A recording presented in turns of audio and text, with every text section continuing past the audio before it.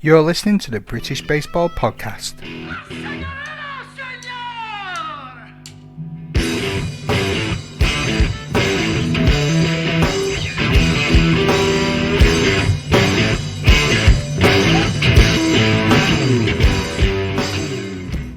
Hello, baseball family. Welcome into Around the Bases, the British Baseball Results Show for the weekend of the 22nd of May, 2021. And boy, what a weekend of British baseball it was. History was made at Cambridge Baseball Club on Saturday, the 22nd of May, as they hosted the first Women's British Baseball League in around 80 years. An absolute ton of hard work, effort, and sacrifice has been put into getting this league up and running, and we finally saw some action. And it didn't disappoint with high-scoring games across the board. So let's have a deeper look. 6 teams played over 5 innings: Telford 26ers, the Cambridge Valkyries, London Mayhem, Bristol Bobcats, Sheffield Brains, and the Bells. Game 1 saw a stalemate as the 26ers and the Valkyries tied with 7 runs apiece. The Bells defeated London Mayhem 13 runs to 3, and the Bobcats of Bristol defeated the 26ers in their first game 13 runs to 6. The Bruins winning their first game 10 runs to 2, and the opening weekend's second tie game went to the Bells versus the Bobcats, as each team brought in 10 runs. The final game of the opener saw the London Mayhem beat the Bruins 12 runs to 8. So looking now at the WBUK League table, we have the 6 teams ranked in order, and this is are we playing 2 games? The Bells at the top, having won 1, drawn 1. And then in second place, we have the Bristol Bobcats with the same record of 1-1 draw 1, with only run difference there separating the two, with the Bells being 10 runs difference to the Bobcats 7. Then in third place, we have Sheffield Brains with their 1 win and 1 loss, which is the same record as the London Mayhem. And again, it's just runs difference that's splitting those two. Now we have a look there, propping up the bottom of the table with the Telford 26ers and the Cambridge Valkyries there at the bottom. And to tell us a little bit more about this historic weekend of action, I've got some of the athletes that are involved in the game. So here to tell us about this weekend's action from the point of view of the Telford 26ers, I have Jenna Francis. Jenna, how are we? I'm good, thank you, Matt. How are you? Yeah, I'm not too bad, thank you. Having a wonderful day so far. It's been a great weekend of action, with some great baseball being played, and I'm so happy that you're here to tell us about the women's baseball league that's kicked off first time in 80 years. What were your thoughts and opinions of the weekend? Sorry, we are very proud to be part of this historic moment. After 80 years, and baseball's women is now being back to UK, and to be part of that is a huge accomplishment. Being Telford, we just started really this year, and having only practice and not played together as a team is a big accomplishment for a team such as us, and we are proud to be part of that. That's brilliant. How excited were the other athletes to get this season underway? Everyone's really excited and buzzing after the first game, because last Saturday is our first time to play together as a team. All we've done is just practice and drills, but not really playing as a team together. And so it is a really good day for us, all in all, to be playing out there and learning the game as we go along this journey. That's really cool. Your first game was against the Cambridge Valkyries, a very good Cambridge Valkyries team, and that ended up 7-all. Can you give us a breakdown of the game's action? As I said to you before, it was our first time ever to play as a team. So we mostly just put our experienced player mostly in the infield and just go from there, really, because our only experienced player there is our pitcher, which is Alisa, and the second base person, which is Sarah Mix, and Farah Yep, which is Tam, which is his wife, And me, I hardly play baseball. I mostly play softball. So we just get along with the game and and enjoy it and enjoy the moment, playing and inspiring our new players. And it it was good, and the second inning just went really quick and fast, until they decided that, oh, can only play either 5 inning or 90 minutes. Yeah, so and then we decided to have a third inning to put into it, and we managed to tie the game. We were ahead on the second inning. We were ahead. The score was 7-6 or no, 7-6, and then and then in the third inning we just managed to tie it, which is a really good result for everyone. Excellent. Game 2, though, unfortunately, you did get beat by the Bristol Bobcats, and that was 6-13. Still not a bad score. That the Bobcats are a very strong outfit. How do you feel that game went in your eyes? I think Bobcats, they really have a good solid team, and they play well. They play together well. And for me to step in as a pitcher on that game, I don't even have practice pitching at all. So I was like hit and miss mostly. And it went well, I guess, to score 6 games out of 3 innings, and they really were hitting well and playing well, and our you can tell that we hardly have chance to play as a team, because our defense were really not really good, and we don't know where to go, but all in all, we enjoyed it and we're learning, and especially our new players, they are learning and enjoy the experience, which is still a good win. Exactly. Jenna, thank you very much for your time, and all the best of luck with the rest of the season. Oh, thank you. Hi, I'm Kelly Wright, and this is Kirsty Wright from the Sheffield Brains Baseball Club.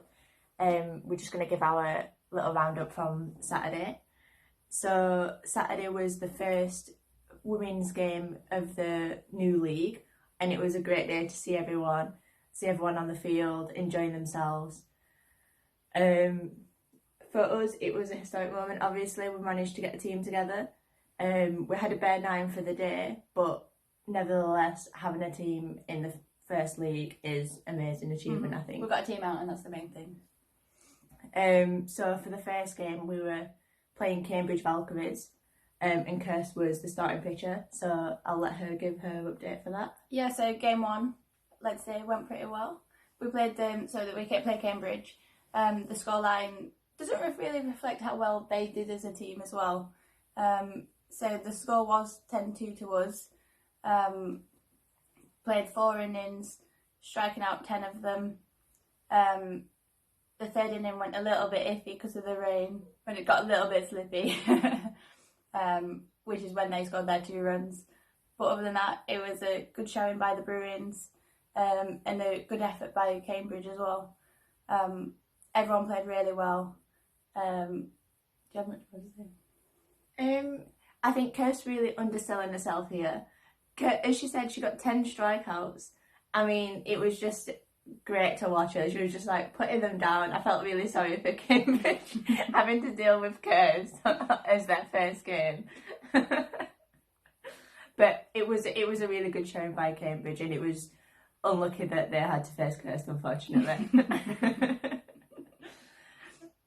So for the second game, it was the Bruins against London Mayhem.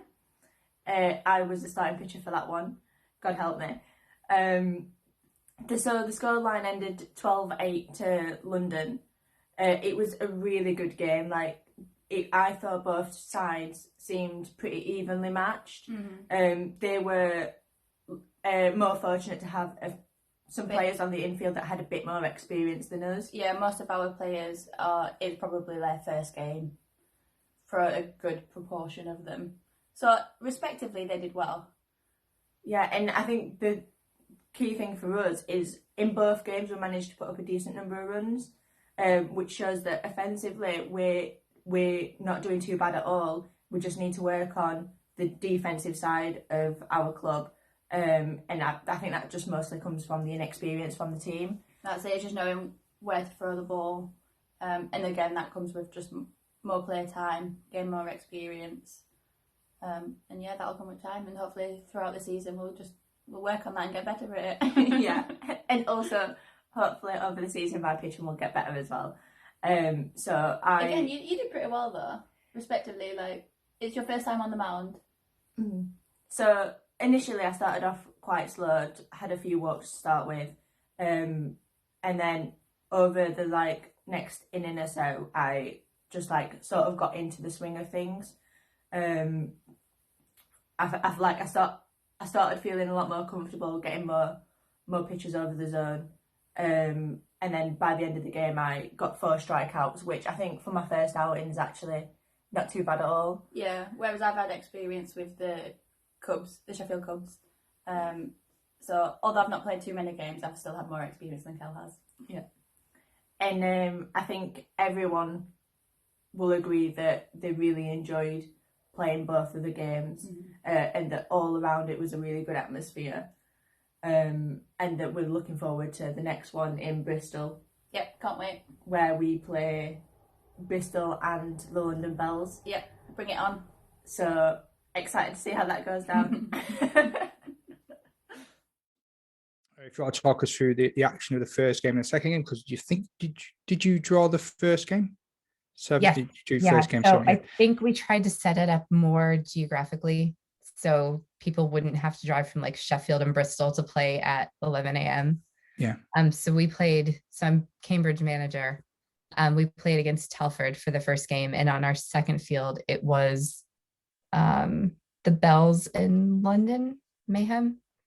They were the second game. So we drew 7-7 for our first game, but it was amazing. Just the women that we have on our team haven't been able to get together to actually do game situation plays or practice or anything. So to, draw for the first time together playing was incredible. And I think the same thing from Telford. I heard that originally they only had 3 or 4 players, so they were very short and got people that came in to volunteer, and, you would never be able to tell that they weren't practicing together already. Yeah. That's really cool. What were some of the standout moments from the first game for you? So we had a new pitcher. So Emma Robert, she played cricket last year, came in as our pitcher because we thought just with her, bowling action, she might be pretty good. And she had 3 strikeouts in our first game. So that was good. Yeah, really just everybody being able to play together and enjoy themselves, and didn't have any massive injuries, which is a bonus. Yeah. And is this your first stint at managing with the Valkyries? Yeah. Since it was supposed to start last year, but we got held up because of the lockdown.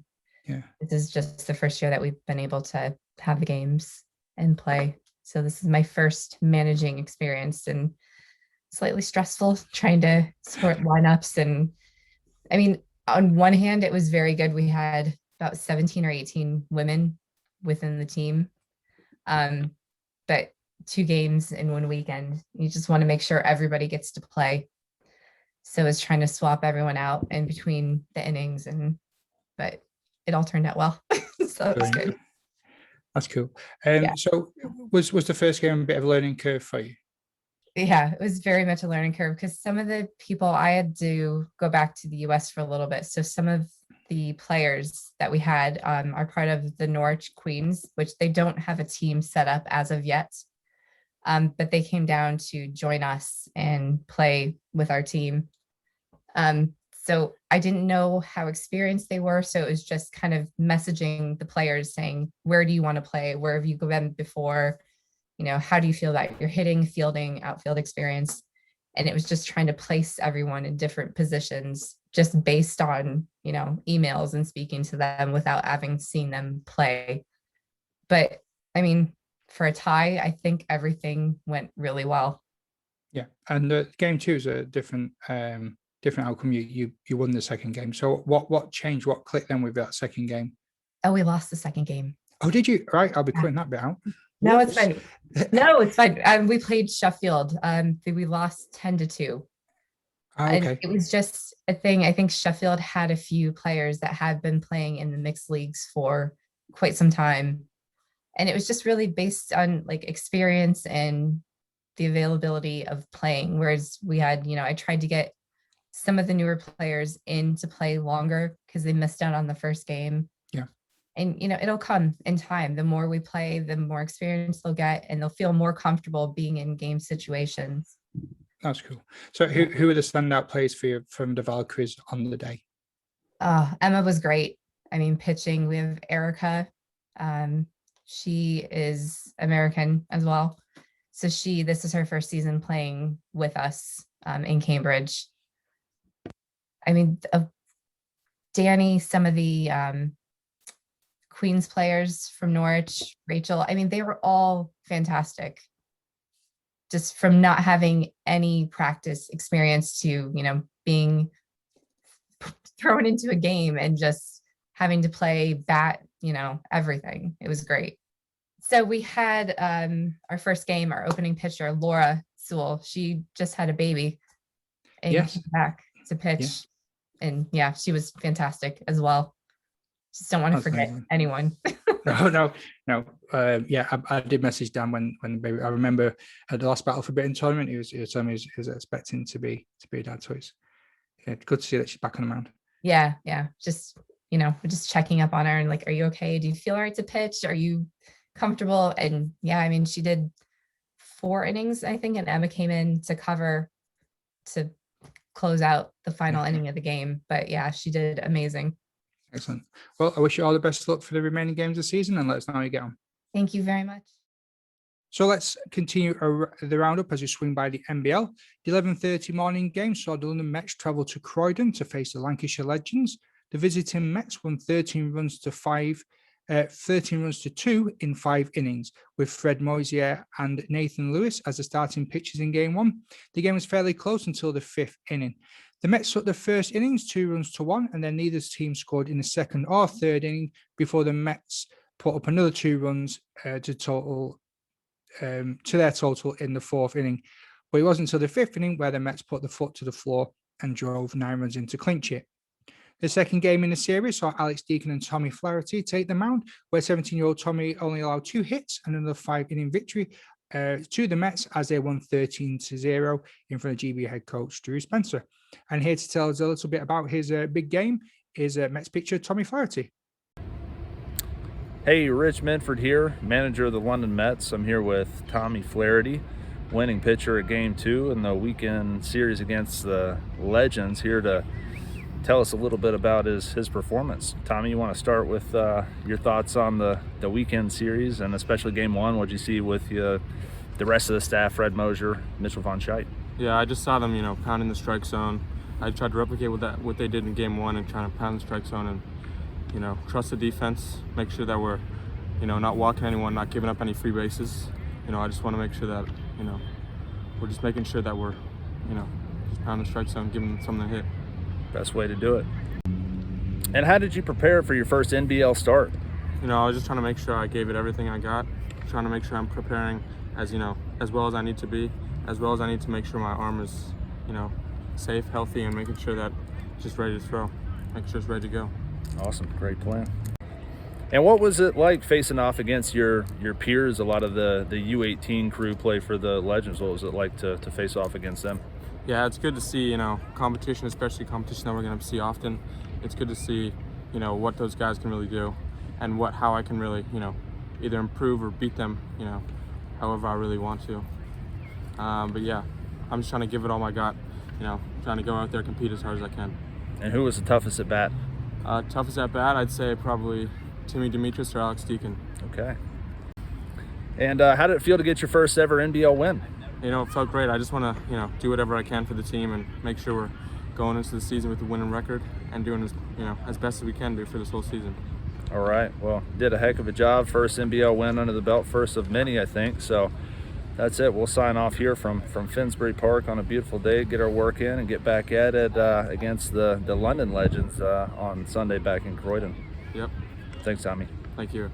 Staying in Croydon, the London Legends welcomed the Essex Arrows. The London Legends won the first game in 5 innings, and it was 15 runs to 4. We pictured Daniel Gonzalez getting the win for the Legends, pitching all their innings. Both teams scored in the first inning, with the Legends putting up 6 to the Arrows 2, and the second inning was scoreless, but the Arrows then scored 2 more in the third without reply from the Legends. But then 5 runs were scored in the 4th innings, and a further 4 runs in the 5th inning saw the game brought to a close. The Arrows will get revenge in the second game, which saw John Carter take the mound for the Legends and Mario Escobedo of the Arrows. The 14 runs for the Arrows were split across 7 innings, with 2 runs scored in the 1st, 2nd, and 4th inning, but the final innings where the damage was done as the Arrows fired in 8 runs. The London Capitals games with the Hearts Falcons were postponed. Single A South, Bracknell Inferno and Guildford Goldcats took 1 game apiece in their doubleheader and were like 2 very close games. The Inferno going down 9 runs to 12 in the first game, and there was only 1 run in it as the Goldcats just missed out on another win as the game ended 10 runs to 9 in favor of the Inferno in game 2. And for some reason, the website that I've got for the stats and the scores, I don't know if it's got an issue updating or if all scores haven't been submitted. But little bits I've been able to scrape from around the forums and around the grounds. We have AAA action with the Kent Bucks and the Kent Arrows, with the Bucks and the Essex Arrows in the first game that went to the Arrows 10-0. And the second game saw the Essex Arrows win 18 runs to 2. We also have games down in Croydon with the Pirates, with game 1 where the Croydon Pirates faced the Sidewinders. They lost that game 7 runs to 13, and 5 innings was all it took for the Sidewinders to beat them 11 runs to 1 in game 2. Rest of the score roundup from the 23rd of May, we have the Hearts Eagles against the London Mustangs. That game went 17 runs to 8 in favour of the Mustangs. The Essex Redbacks against the Londoners. That ended up 13 runs to 12 in favour of the Redbacks. The Hearts Raptors faced the London Minotaurs, and the Raptors clawed that one 6 runs to 4. I should stop doing these puns. And then we have the Hawks versus the Cambridge Monarchs, and the Monarchs won that one 16 runs to 0. Again, we talked before about London Capitals and the Falcon games being postponed. Same with the Eagles and the Mustangs game in the second games, they're being postponed. But second lot of games, the Essex Redbacks won 9 runs to 6 against the Londoners. The Raptors again victorious against the Minotaurs, 14 runs to 10. And then the clean sweep was continued by the Cambridge Monarchs as they won 26-0 against the Hawks. And that completes this week's roundup. Apologies if that was a bit mishmash, but I could only work with we've got. So if you want to make sure that your results are read out or any player performances are noted, just give me a shout, drop me a DM, or email the show at BritBaseballPod or BritishBaseballPodcast@gmail.com. Again, if you want to get your club involved in this roundup show, maybe you've had a fantastic rookie debut or a no-hitter, a grand slam, history made, records broken, or maybe you just want to give the player of the game some exposure and some love. I want to help share those events, so why not send me a little video going over the box scores or any exciting incidents and plays that have occurred in your game, or drop me a message and see if we can set up a little meeting like we've done today to get your team's stories mentioned. And that's it for this week. Again, don't forget to follow the show on social media at BritBaseballPod and subscribe or follow wherever you get your podcast. If you can leave a review, please feel free to do so. And if you want to help support this independently run show, head over to buymeacoffee.com/BritBaseballPod and have a look there to see how you can help me out. And until next time, stay safe and I'll see you soon. Ta-ra.